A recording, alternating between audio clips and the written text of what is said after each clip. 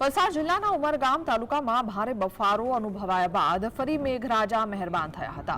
દર વર્ષે સરકારી તંત્રને દોડાવતી પાણી ભરવાની ઘટનાઓ અને લોકોને સ્થળાંતર કરવાની ઘટનાઓ સામે પ્રથમવાર ઉમરગામ તાલુકામાં બ્રેક લાગી ગઈ છે। વર્ષાનો રેકોર્ડ જાણે તૂટ્યો હોય તેમ મેઘરાજાએ નીચાણવાળા વિસ્તારો પર જાણે કૃપા કરી છે।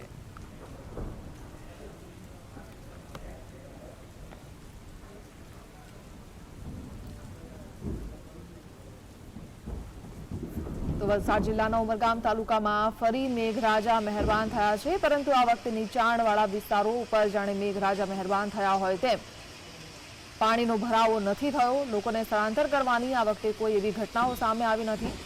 મધ્યમ ગતિએ વરસી રહેલા વરસાદથી વાતાવરણ રંગીન બન્યું છે અને લોકો આ મોસમનો જે મિજાજ અત્યારે જોવા મળી રહ્યો છે તેનો આનંદ ઉઠાવી રહ્યા છે।